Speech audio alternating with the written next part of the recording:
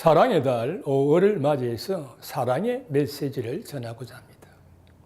2011년 영국의 한 남녀의 사랑 이야기가 전 세계를 감동시켰습니다. 1957년 영국의 한 시골에서 한 커플의 결혼식이 열렸는데 결혼식의 주인공은 신랑 로빈 캐번디시와 신부 다이애나 블레이크였습니다. 그들은 말이죠, 1년 전에 공원에서 우연히 만났는데 두 사람은 순식간에 사랑에 빠졌고 1년 만에 결혼을 하게 된 것입니다. 결혼 후 두 사람은 아프리카 케냐로 이주를 해서 자동차 중개 사업을 하며 새로운 인생을 시작을 했고 태어날 아기를 기다리며 행복한 나날을 보내고 있었습니다. 그런데 어느 날 테니스를 치던 로빈이 갑자기 정신을 잃고 쓰러졌고 병원으로 이송이 되었는데 의사의 진단은 소아마비라고 했습니다. 소아마비라고 하는 것은 폴리오 바이러스 감염으로 인해 가지고 신체 마비 같은 증상을 초래하는 질병으로서 그 당시에는 세계에서 가장 무서운 질병 중 하나였습니다. 치료법이 없어가지고 죽을 때까지 고통 속에서 살아야만 했습니다. 로빈의 경우에는 목 아래에서부터 몸 전체가 마비가 되어가지고 몸을 움직일 수 없을 뿐만 아니라 스스로 숨을 쉴 수 없어가지고 인공호흡기를 달고 살아야만 했습니다. 이에 의사는 로빈에게 남은 시한은 3개월 정도라고 시한부 선고를 내렸습니다. 그때 다이아나의 나이는 25세. 그러던 어느 날 로빈은 아내 다이아나에게 3개월을 기다릴 필요가 없이 인공호흡기를 뽑고 자신을 하늘나라로 보내달라고 부탁을 하면서 새로운 인생을 출발하라고 했습니다. 그 당시 소아마비 환자들은 인공호흡기에 의지해서 죽는 날까지 병원에서 치료를 받으면서 생활을 하던 때였습니다.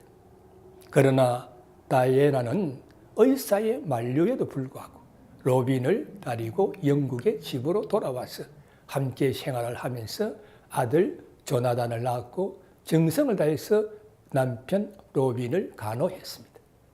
그리고 로빈에게 날씨가 조금 따뜻해지면 밖에 바람을 쏘이려 나가자고 하면서 삶에 대한 의지와 희망을 심어주었습니다.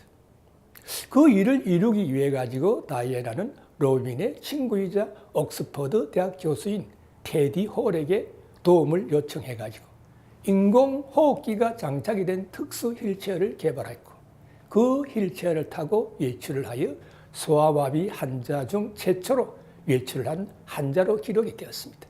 이 특수 휠체어가 다른 소아마비 환자들에게도 도움이 될 것이라고 생각해가지고 자선단체의 지원을 받아가지고 12개의 휠체어를 추가로 제작해서 다른 소아마비 환자들에게 주면서 삶에 대한 희망을 주었습니다.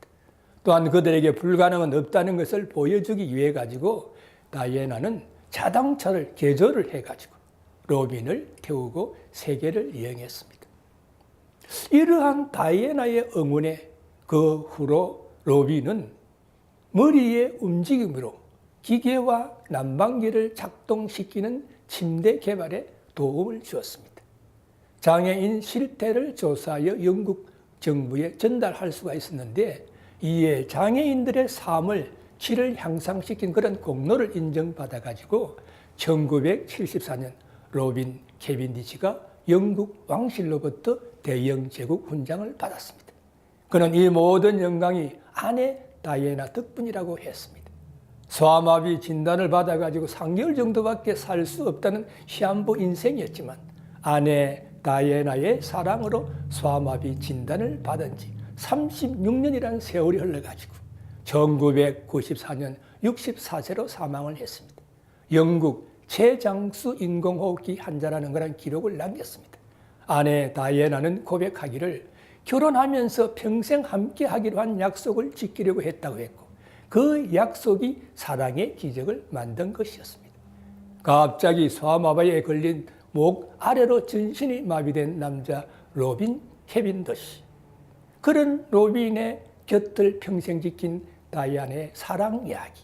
이 두 사람의 사랑 이야기는 이후 영화로 만들어졌는데 로빈의 아들인 조나단 캐번디시가 이 영화 제작자로 참여했다는 사실이 알려지면서 다시 한번 세계적인 화제가 되었고 감동을 주었다고 합니다.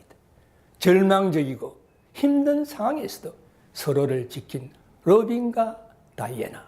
사람들은 모두 3개월 시한부 선고를 받은 로빈이 기적적으로 무려 36년을 더 살 수 있었던 이유가 다이애나의 사랑 때문이라고 이야기들을 합니다. 또한 그 사랑으로 로빈은 장애인 활동가로 평가를 받고 있다고 합니다. 요한일서 3장 18절에 보면 자녀들아 우리가 말과 혀로만 사랑하지 말고 오직 행함과 진실함으로 사랑하자라고 말씀하고 있습니다. 진실한 사랑은 기적을 일으킵니다. 진실한 사랑은 낙심하고 좌절한 자에게 힘과 용기를 줍니다. 진실한 사랑은 실패한 자에게 새로운 힘과 희망을 줍니다. 진실한 사랑은 병든 자를 일으켜 세웁니다. 진실한 사랑은 치유의 능력이 있습니다.